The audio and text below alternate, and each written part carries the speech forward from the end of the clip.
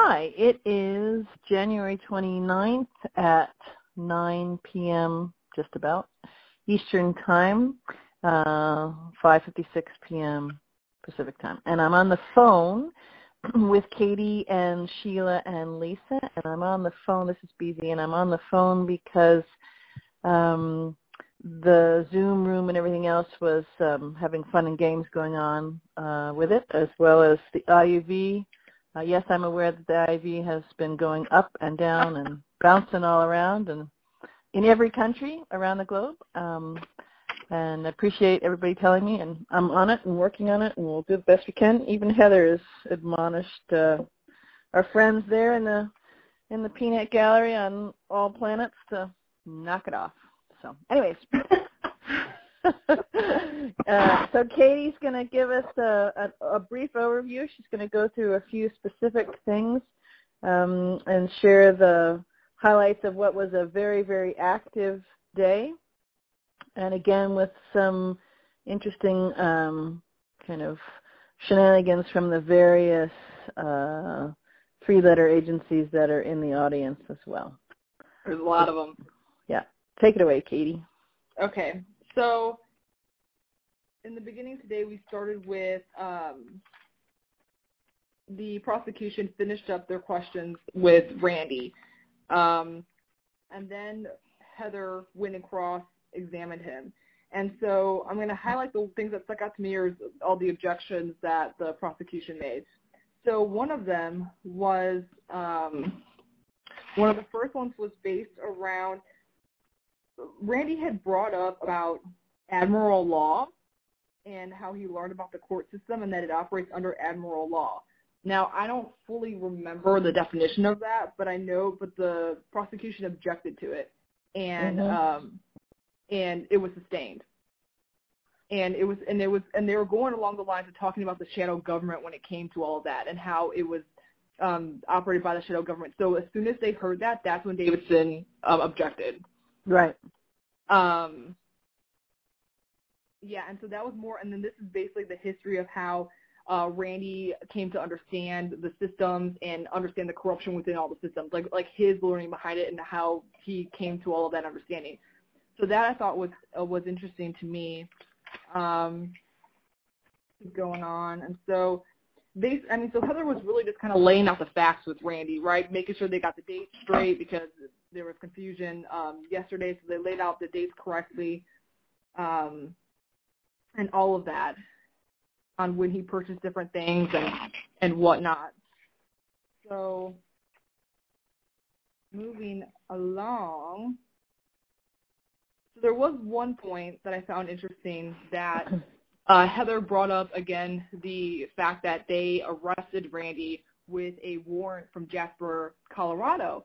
And I find it really, really interesting because the second she brought this up and asked Randy, is the officer who basically beat you up, who threw you to the ground, is he in the courtroom? And 2 seconds before she asked that, Duran had walked out. Mm-hmm. Duran had walked out of the courtroom, and so he wasn't able to actually identify this guy's face in the courtroom. What a coincidence that he just walked out. And then he came back in as soon as they were finished with this topic of the arrest, because she was kind of getting into how many officers were there, things like that, to really nail in the details on what happened that day. Mm-hmm. So the next time there was an objection was shortly after this, when they were talking about, so Randy had brought up that he actually saw Jason Pack and Parker Still driving the RV when they were taken to the jail, and that when he had pulled up into the Sally Port, they were driving the RV when Randy was in the actual cop car next to them, and they were actually pointing, laughing at him as they were driving his RV past him in the cop car. Mm-hmm. And so going from there, he said that when he got up to the jail, that he was sitting in the car for 3 hours, and that the officer that he was with looked at him and was like, I can't admit you into this jail. He was like, I don't have any paperwork or anything to admit you. They're not going to accept you because I had nothing on you. And so when Randy said that that's what the officer told him, they immediately stood and were like, and they objected to it, or Anne Marie objected to it. And then Varlin didn't even give Heather a chance to explain or to even give the relevancy on it with, like, the saying, like, he didn't even, like, and so Heather looked at him and was like, am I going to have that opportunity to explain when there's an objection? He was like, oh, yeah, going forward, yes. And so I found that interesting that he didn't give her any time to explain that. And just sustained it, and then they moved forward from it. Mm-hmm. So that was okay. So then, go ahead. Did Heather come back around to that point at any time, or just let it lie? I think she just let it from a different angle. Yeah, she went from a different angle. She actually was talking. Okay, she talked about seeing other people being processed. She's like, well, did you see other people being processed while you were waiting? And he was like, yeah. And so she asked that.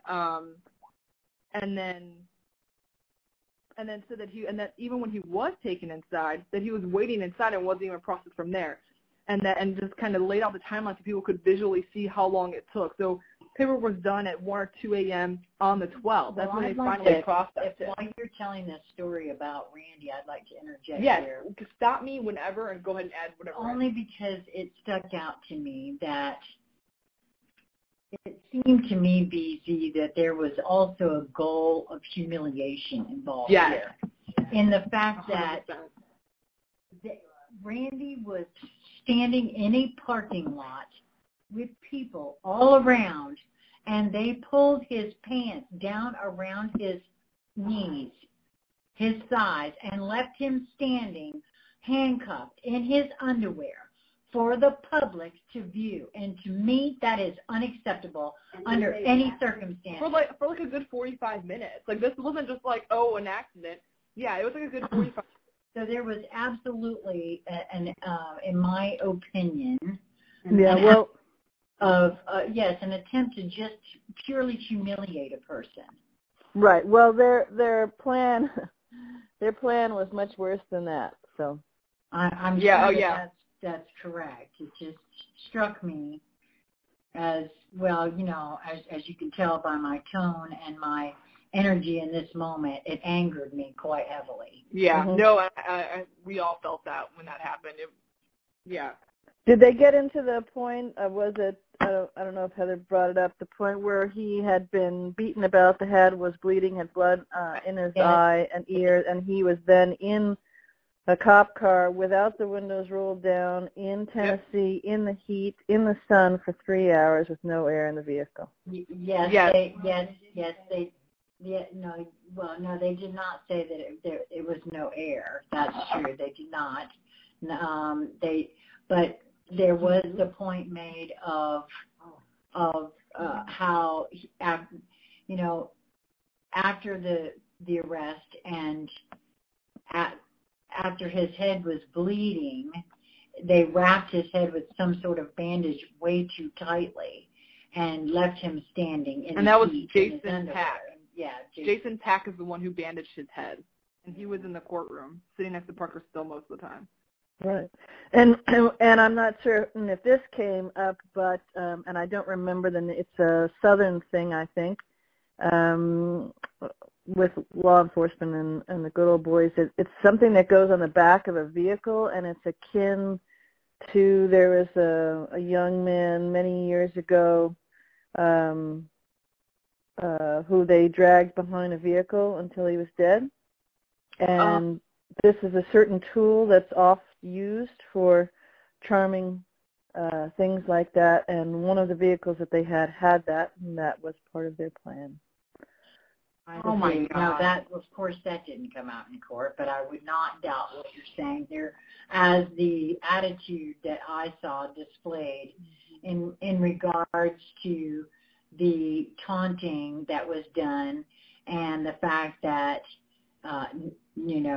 how he was treated, both roughed up in the manner in which he was, and then left to stand there in his underwear as he's bleeding, and then shoved in a car for 3 hours. Yeah, I suppose we're all supposed to feel grateful that they didn't kill him? For God's sakes, I'm sorry. I'm just... Oh, yeah, and the warrant that he have. I just bring that up because that was all, we have that all on record relayed by witnesses, multiple witnesses that were on the scene. Perfect. So let's move on to another part. So that's when, so he, sustained to that really quick, which I thought was not fair. I mean, that's not right, but he didn't give Heather a chance to even explain when there was an objection. So after that, there was a redirect by Randy, and he basically just went through and explained, again, he like talked with like dates, and Heather came back and just, reaffirmed everything. And then you had Anne-Marie Svolto that got up there and did the redirect. By her.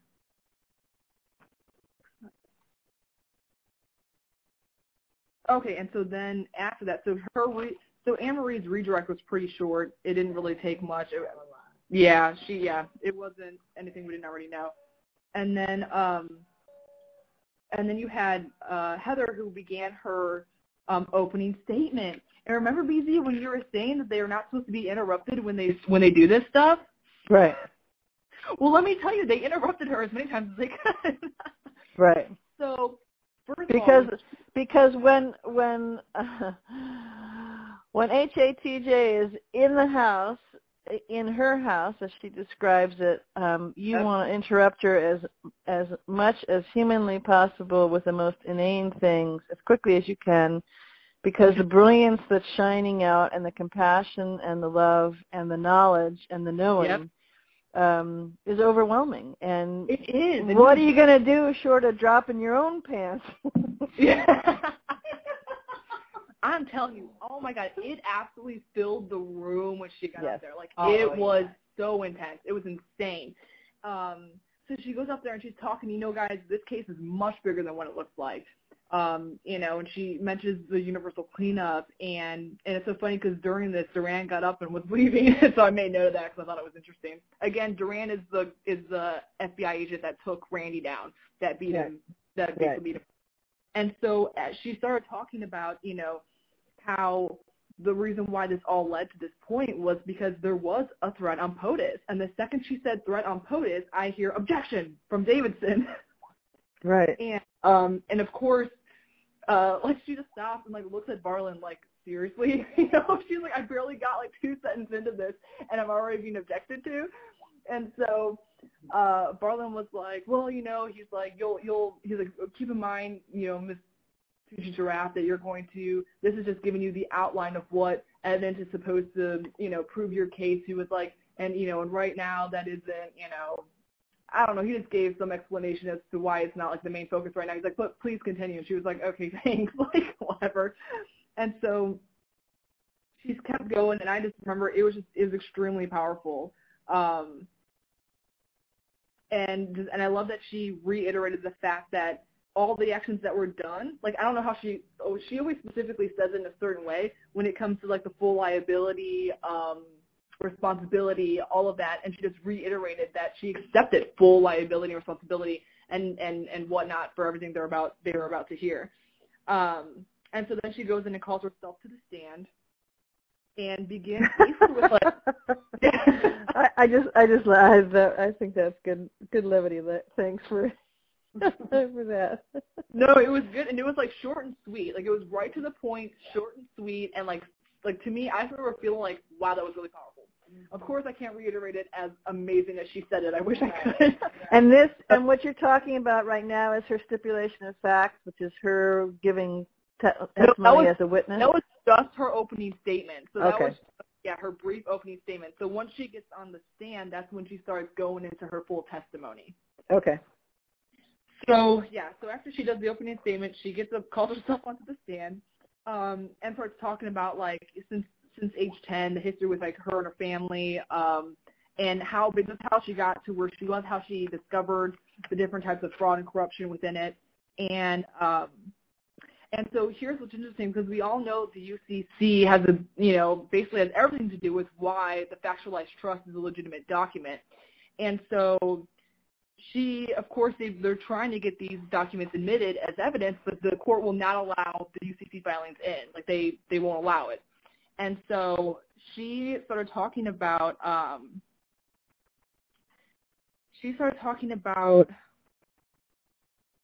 let me see. She started talking about how that when all of this first started happening, she was talking about like how the FDIC, the way that the banks kind of operate when the FDIC and how it insures the banks, like it insures the banks, but it doesn't insure those who bank there, right? So she gave an example, like for instance, if somebody can't pay on a specific loan and the bank's out, say $100,000.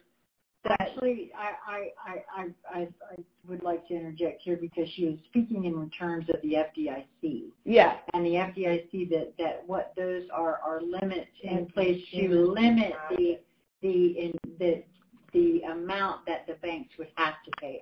Right. Okay. In other words, if there was ever anything wrong with those deposits or anything, they're not insured for more than $200. I think now it's only $250,000 or $350,000. Yeah, she said there's like different levels, like $100,000 versus $200, and she's like it might be different now, but that's how it works. Yeah, that has to do with the Federal Deposit Insurance Corporation, and it really is only in place to protect the banks from having to right.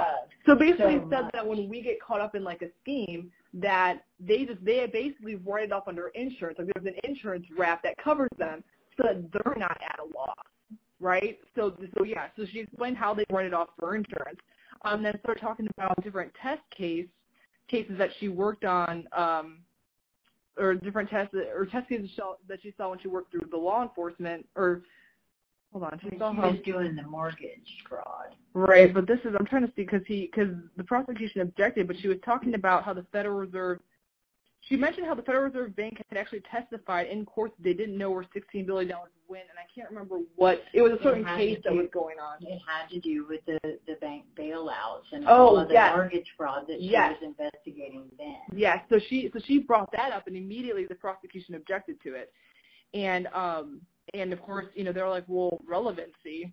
And she explained, well, this is how, she's like, I want to explain to people how I handle the risk like this. She goes, because if you can see my habits and how I did certain things, throughout my career, she's like, it's gonna build a better picture for when they see why it led up to what happened with this case. It is absolutely relevant, yeah. Oh yeah, but he sustained it. So yeah, so to him, yeah. So he sustained that, and then she went into talking. She mentioned the Rothschilds and how they tied into all of it. And then they started talking about how they were there was exhibit number 3 that she was trying to offer into evidence. And basically it was off of the United States Attorney's website, and literally all I had to do was look at it and see see the links to it, and I was like, I can tell. Like they're like, where did you get this? And I'm like, I can tell you where. Like it's a website, I can see it. I was like, literally, I can tell you where she got it. The link's right there, And so they were freaking out on how she got it, but it was, what was the name of it? I thought I wrote it down. It was like 1490. It was 1649. Okay. And it was from the offices of the United States Attorney. Yes. Basically, didn't it just describe how the UCC? Well, it was talking about goods in shipment, is what it was. How to protect government property and goods in shipment. The Uniform Commercial Code relates to that. And so that was big for them to be able to get that in. It was huge. So when they first brought that document up, of course, Davidson's like, objection, like, she's like, I've never seen this before. She was like, where did you even get this from? This isn't on the website. Where did you even get this from? And Heather was like, literally the website. So she was like, the website's on the bottom, of it right here. And you could even see, because it was just a screenshot of it, that there was links that led to that page. Yeah, and so for me, it showed the purpose of the UCC, and that all property that enters the U.S. is registered through UCC, and that anyone can go in and check this registry. So it just explains that. Yeah, so she objects, and then it was so funny because when David and I first saw this piece of evidence go up, we were like, oh my God, we were like, yes, this is like, if they can get this entered in, hell yeah, because it's going to help us bring in the UCCs. And so when Davidson objected, I mean, I laughed kind of hard, and like so did David, because we were like, what? We were like, you gotta be kidding me! Like, this literally shows how it ties into everything she's saying about the banks. And so I think Varlin, he saw our reaction and then after Heather explained the relevancy of it, I mean, you could tell that you could tell he was struggling on whether or not to allow it, but you could also see that if he had said no, that it would have just been a red flag that he wasn't for justice, to be honest. I mean, and that's like the vibe I was sending. I was like, bro, come on. I'm like, if you don't allow this into evidence, like, it is going to be a red flag to everybody sitting in this room. Like, you can't say no to this. Like, this is legit. Can you say, Katie, say again clearly what the title was on the piece of evidence that they're entering that you're talking about right this minute? It was on the United States Attorney's website. And say the name of it. You said it was the. It was. I want to say the number was 1649 BZ, and it was in regards to protecting goods in transit. Yeah, the transit of goods. And so the way that Heather described it was that all property that enters the U.S. is registered through the Uniform Commercial Code. And that it's a registry that that anyone can go in and check if they have the UCC number. Mm-hmm. So that was my take on it. Such as Katie Hosso could go in and check because she has the UCC number for her own live birth and see that she was registered at birth. Ooh.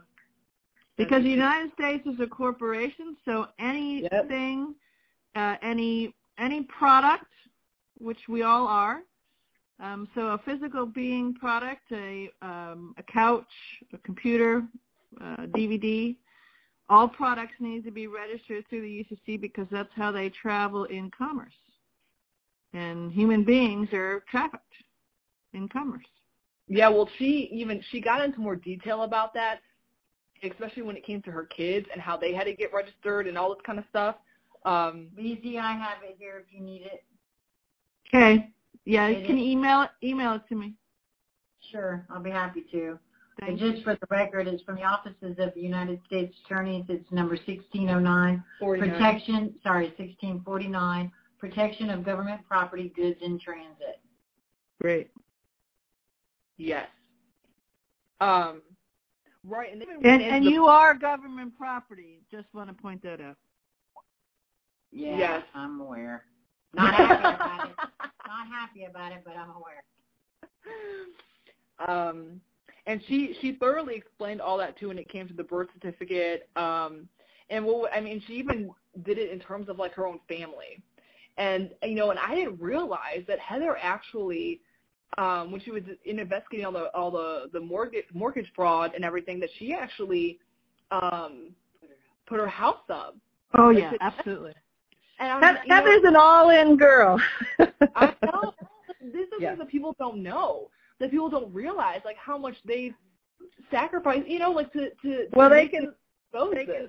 It's easy to find out. There's a one repository that has pretty much all that information and has a 3-letter title in the URL for it. But you can go on various other places and find information as well. So one just has to stop saying, this is malarkey, and start to do some research, because it's all hidden in plain sight. And what they've been counting on, and they've been so joyously thrilled since known history, that people are too, we can think of lots of words, too lazy, too snowed, too tired, too wimpy, too complacent, too fill in the blank, to look. and they have been spot on, and that's why everybody is complicit, and that is why the Executive Order 13818 not only talks about those who have directly and indirectly, but those who are complicit. And it gives a new meaning to the word at all. It's very true. I'm sorry. Keep going. No, you're fine. So after all of that happened, after they got Exhibit 3 in, which I was like super excited about that, she started talking about one of the first UCC filings. And as she was explaining it, and they put it up to admit it into evidence, and of course they refused to let it be in evidence. Anne Marie Savolta was like, we've already talked about that. I don't know if it was her or Davidson that said, we've already discussed this, like they're frivolous, like people aren't going to understand them, like not wanting to admit them into evidence. So at that point, Heather just started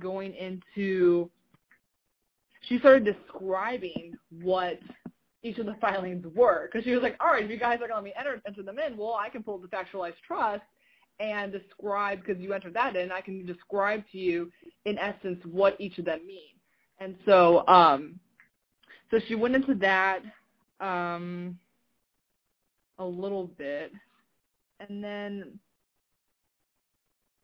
around this point is when she was talking about how the Federal Reserve Bank, how some of those employees, or she named one person in particular, I think it was Douglas, I didn't catch his name, who actually worked for the FRB and then went and moved over to the Treasury. So she described that. That was Timothy Geithner. Oh, see, okay, they know. I thought it was something different.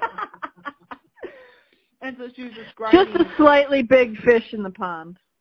Yes, I know. Right. So, okay. Well, she was describing that, and then around that time, I noticed that Davidson, she had turned around and taken her glasses off and was looking at all of us, sitting as witnesses. And typically whenever she does that, like one of them, the agents who are sitting next to her, get up and they walk over to her and, she needs to tell them something. Well, she did that, turned back around, and then somebody got up and walked out seemingly kind of frustrated. So that was just an interesting observation on my behalf.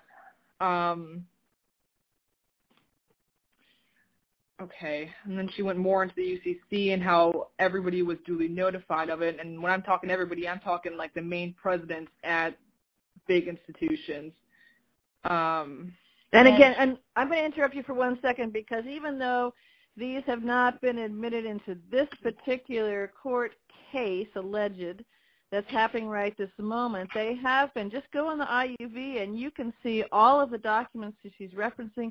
You can see all of the factualized and detailed, complete with email addresses and addresses of everyone that was notified in person and electronically. She did her due diligence. So if anybody's interested in any of that, actually it would involve clicking and reading. It is all on the IUV, and you can find all of it there. Yes. And the simple way to find that is if you look on the right-hand side, it says HATJ, and there's other stuff in there, but you can click through and easily find it. Sorry, keep going. No, you're fine. I mean, this is near the end of it all today. I did find it interesting on the 1099. She said if you pay attention, 1099 OID, which is original issued discount, and I thought that was interesting because it explained how. Well, I have to say here at this point, BZ, that for me, Heather did an awesome job of explaining to the jury and to me personally, actually, how exactly money is moved and handled, and how when a person goes to purchase a home or a car or anything else, how this money is actually moved from one place to another.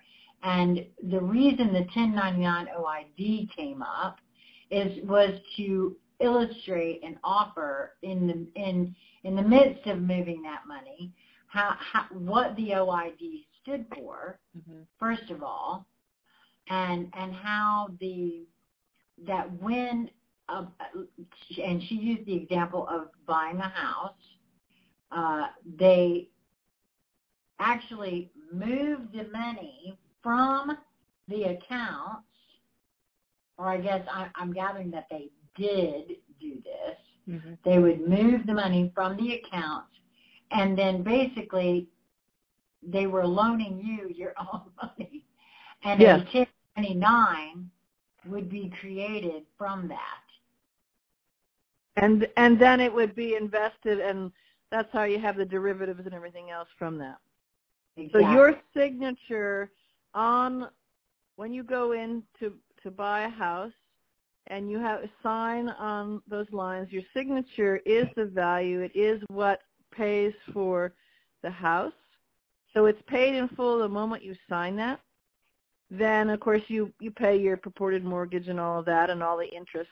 So they get another double dip there. Then they monetize your signature and get a dip there. And then they trade the 1099 OID that has all the information about that as derivatives. And they, what are we up to? I don't know, quadruple dipping on that there as well. Well, that's what I'm saying. She did a really good job, in my opinion, saying, this is not about getting out the pitchforks and the hanging ropes, because there's going to be a lot of folks out here that once they truly take in what it is that is being cleaned up here, that will want to do that. And she's being very clear that this is not what this is about. Absolutely right. And also in what she was explaining now, because of course the biometrics has come up quite a bit, and she has explained, she began explaining a little bit about the biometrics and what that really means, and that we each have an energetic signature. She did talk about how everything is energy, and it's all the energetics behind it. And quite frankly, there is on the jury an Apple person. Yeah, he's like a type of programmer for Apple. And I know, and everybody else pretty much knows, that there's already been products that have come out that use thumbprint Well, technology. Think about it, guys. To get in my iPhone, I use a thumbprint. And so she even described how the different banks are actually investing in that, because when they foreclosed on everything, they switched everything from your signature to your energetic signature, and so now that's the only way for them to get it. And she even or to went continue into to get it. explaining to them that the patents for the electromagnetic signatures for the products to track that have already been in place for quite some time. And so there was a lot of that came out in the trial that I'm looking forward to getting the transcripts for, of course. I'm sure everybody else is too. But I just found that all very interesting that she even went into that for them. Right. And all of that is taken into account in all of the One People's Public Trust 1776 filings that were done when all of that was arrested, shall we say, from the powers that were and put back into each individual being on the planet's possession. Right. Well, that for those, for me, for those that sit out here and poo-poo things because they don't want to go and read something, understand that, I don't know, hearing this in open court, in a federal open court, does a thing. It does a thing, yeah. It absolutely does a thing to a person. Yeah. Well, and the other thing is that I just want to interject this here because I can actually hear tap dancing right this moment. It does a thing for Heather too, and she's trying very hard to be reserved and brilliant. To have her, and I mean the brilliance of her mind, but the brilliance of her heart, much more importantly than that. But she's trying not to stand on top of the table dancing because it's a gobsmacking moment. Well, the word logasm has been thrown around. Yeah, right. So, yeah. That's so funny.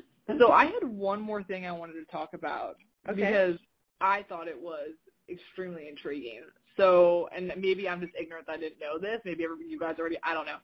So she brought up the fact that when the Harvey Dent video came out, that it accelerated everything. And that she explained the fact that it had to have been somebody who understood the highest level of banking in order to conduct a video in that sense and issue it out. Okay, so I'm sure you already knew this, BZ, but I find this fascinating because I didn't know, and so she said that it actually was a huge risk when that went out because when they were working on the universal cleanup, it was not ready to be done in July, and that because that video was released, that it expedited everything. So she talked about, how you had to be at the highest level to understand it. And the sad part is that she said what typically is done in situations that I've come across like this in the past is that they choose somebody who is what they consider a casualty. So this Harvey Dent, they obviously didn't really care much about because they decided, we'll use him because here's the thing. If you're going in and you're paying all your debt, who are you paying your debt to? Right. So you're paying it to the banks. In return, it's a win-win for them. Like, you're taking money from the Fed and you're giving it to the banks who want it. Well, you can't touch it without your help. Right. So I want to interject here. If people go bring their attention back on the site to the recipe that was document number 98, and it was released on the 22nd of January. If you look at there's a video that we did, has hashtag HATJ and hashtag POTUS in the title. You can see that, but also that's an easy way to find. It's right towards the top of the IUV. But in that, if you open that post, you'll see the link to the actual PDF, which you can download yourself. And it very clearly, without any confusing language whatsoever, it very clearly tells you exactly what it was done. And with the information that Katie is now relaying from what occurred in open court today, you can fill in some of the names of some of the pawns and actors when you read that. That's a story with specificity and particularity of exactly what unfolded. Yes, and BG, I want to say something here about what has. I don't feel that in open court, at least from my perspective, that specifically it is the feeling of anyone that whomever Harvey Dent is was aware. I mean, he could have been aware that he was being used. He may not have been aware.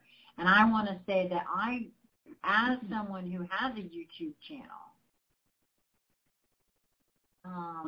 I have seen and felt into a lot of other YouTubers that start out with very well-meaning intentions. I've seen it many times. I'm seeing it right now with some others that start out with these great intentions and they want to share things with the world, and then, information comes along or folks come along and things can happen. People get to where they're trusting the wrong folks or whatever, and I don't know that that's what happened with this person. I don't know that he's been co-opted in some way or whether he knew he was being co-opted or not, but I think that the same compassion that is being offered to every other being involved in all of this should, in my opinion, be extended to that person as well, because whether they knew what they were doing or not, again, for me, and it's just for me, we are all complicit in all of this, and so everybody needs to hold themselves and only themselves accountable and not be pointing fingers at other folks. Right, and you bring up you're illustrating a beautiful point in that it's safe to say that 99% of the time, maybe a little bit more than that, people simply don't see what's hidden in plain sight for them and how they're moving through something that's actually a whole planned out thing that they are totally unaware of. Yeah. Exactly.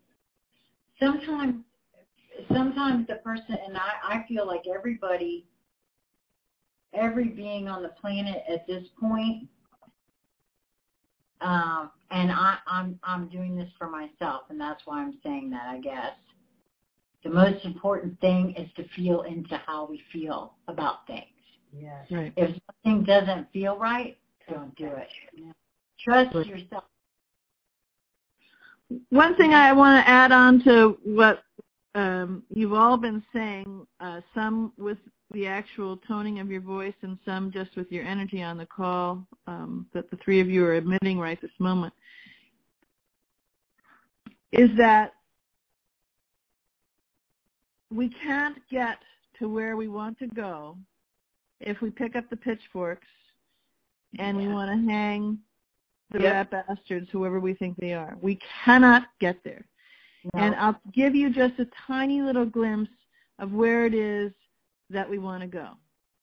I've said it before. I think I said it on last night's video. I don't remember. I keep saying it. But where we're going and what is happening and what is falling down and then being revealed and the curtain being pulled down and ripped to shreds is closing up this old portion of duality and polarization. We'll just say storyline. And again, for some people that's, way over their heads only because they haven't stopped and felt into it and done some research. So I'll leave that description there. But that's not the end of it. All these systems are not something to fix. All these systems are not something to rebuild after we look around and see the rubble. Everything is coming new again because we're tuning in and fully becoming the truth of who we are. And the best expert to find out about that is each individual being. So in order to get to that, which is just amazing and really lovely, is a very simple, pale description of it on every aspect, every count, anything you can think of. We cannot get there if we do not hold compassion, and we cannot get there if we don't have the eyes on the prize, and most importantly, our heart on the prize of moving forward. And retribution and looking backwards won't get us there. No, that's exactly correct. Very, very beautifully said, BZ. Mm-hmm. Yep. And it's so funny because I know everything we talk about, like, everyone in that courtroom is just amazing. Like, I don't care who it is, like Jason Pack, like all of them. Like Anne-Marie Savolto, David Barlin, love him. Love them. Like, they're all amazing. Like, they are. To hug all of them. I really do. Like, that's the thing. And you try to smile and you talk to them because it's like I love them all. Like, and even Heather said that too, where it's like this is all unfolding beautifully, but it's just so beautiful. Like, and so like I can't, like, I don't, like, I'm not. Yes, I know I don't like what's coming out, but I know it's meant to happen, and I just love that it's happening because regardless of what anyone has done or said, I mean, it's going to be beautiful in the end anyway. Yeah. So it's like I love them all. Like, I love to smile at them and I love them all. It's very exciting. It's a very happy dance on a multiverse size scale moments that are unfolding right this moment. So let's wrap up here because we've been here for an hour. Any last points anybody wants to bring forward? Well, only energetic points. Only an energetic point, BZ. Because I myself from about lunchtime onward, and I'm actually feeling a bit better in this moment now, but sort of a sideways leaning. I mean, there was actually a couple of times where I felt like I was walking kind of over to the left a little, or maybe a little over to the right. Yeah, that's you're phasing in and out. Yeah, that's because of the energy up jumps, and it's a phasing thing. I think probably it might be a good time soon to do our conversation on the effects of that people are experiencing and what you know. Yes, please. Yes, yeah. Very much, please. I had a hard time staying in the room. Yeah. It has been a very rough afternoon and very, very tiring actually. So I'm glad we're finished at this juncture. But I feel bad because I've never been more focused. Right. There's nothing to feel bad. I know. I'm like, I have so much. Well, I'm so focused. I'm so ready to go. Let's do this. Yeah, but let me just. But Katie, it happens to people in all different ways, and you true. are the Energizer Bunny squared with rocket fuel flying around, and we need. So now it looks like I'm on crack. I'm just like, the three of us are doing a thing such perfection.